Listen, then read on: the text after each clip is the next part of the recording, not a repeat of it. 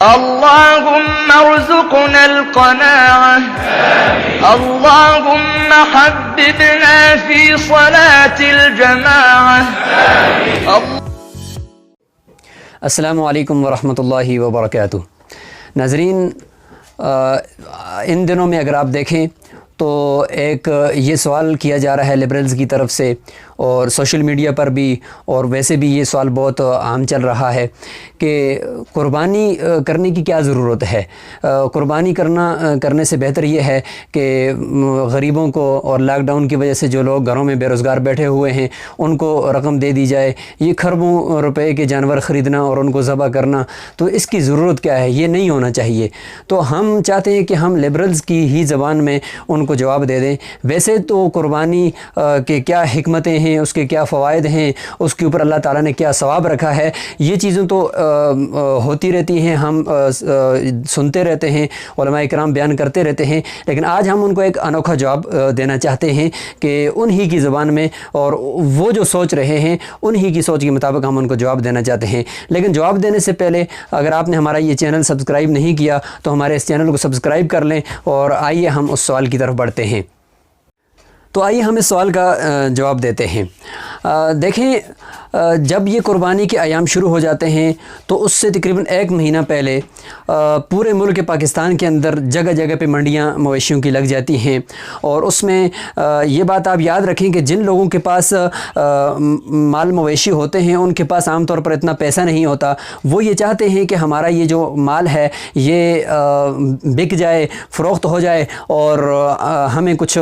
پورے سال کا ان کا ایک ذہن میں بجٹ ہوتا ہے، تو وہ مویشی پالتے ہی اسی لیے ہیں تاکہ ہم قربانی کے ایام میں ان کو فروخت کریں گے اور اس کے بعد ہم اپنا کچھ روزگار چلائیں گے۔ تو اب دیکھیں، تقریباً 4 کھرب کی رقم ہے اوسطاً کہ جس کے ذریعے سے یہ کاروبار ہوتا ہے اور یہ مال مویشی بکتا ہے منڈیوں کے اندر۔ تو آپ دیکھیں کہ 4 کھرب کی رقم یہ غریبوں کے پاس جا رہی ہے،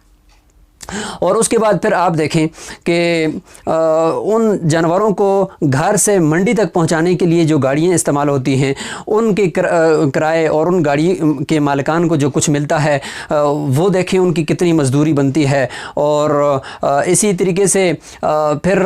جو قصائی لوگ ہوتے ہیں جو اس میں مزدور کام آتے ہیں، کٹائی گوشت کاٹنے میں، جانور ذبح کرنے کے اندر، تو اس عملے کو ان مزدوروں کو جتنا کچھ ملتا ہے وہ تقریباً 3-4 ارب روپیہ جو ہے ان غریبوں تک پہنچتا ہے۔ اب یہ کھربوں کے اندر یہ کاروبار ہوتا ہے، یہ بزنس کھربوں کے اندر ہوتا ہے۔ اب دیکھیں، اگر لیبرلز کی یہ غم ہے اور یہ ان کو تکلیف ہے کہ قربانی نہ کی جائے بلکہ غریبوں تک یہ رقم پہنچائی جائے، تو مجھے آپ بتائیں کہ کھرب تو ہمارا بجٹ ہے، اگر ہم اربوں میں بات کریں، اگر کروڑوں میں بات کریں تو ہم کہیں کہ بھئی یہ ہماری حکومت یہ ان لوگوں تک پہنچا دے، تو پھر بھی غریب تک یہ رقم نہیں پہنچ سکے گی۔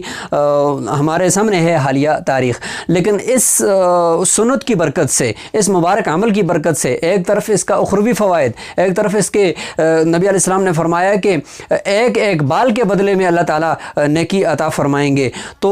ایک طرف تو وہ فوائد ہیں، اس کی وجہ سے مال کے اندر جو برکات ہیں وہ فوائد ہیں، لیکن اس کے ساتھ ساتھ جو غریبوں کا فائدہ ہو رہا ہے اور ان لوگوں کا فائدہ جن تک ہم پہنچ نہیں سکتے، جن تک ہماری حکومت نہیں پہنچ سکتی، ان لوگوں کا یہ فائدہ ہو رہا ہے۔ تو لیبرلز کی یہ تکلیف بھی یہاں پہ دور ہو جاتی ہے، اور ان کا یہ غم بھی یہاں پہ دور ہونا چاہیے، اور بے جا نبی علیہ السلام کی جو مبارک سنتیں ہیں اور دین اسلام کے جو مبارک اعمال ہیں ان کے اوپر اعتراض اٹھانا اور ان کو دنیا کے سامنے ان کا نیگیٹو امیج ان کی پیش کرنا، یہ بالکل درست نہیں ہے، اور اسے بالکل ہم برداشت نہیں کریں گے۔ تو آج ہمارا یہ ٹاپک اسی سے متعلق تھا کہ ہم ان کو یہ جواب دے دیں۔ السلام علیکم ورحمۃ اللہ وبرکاتہ۔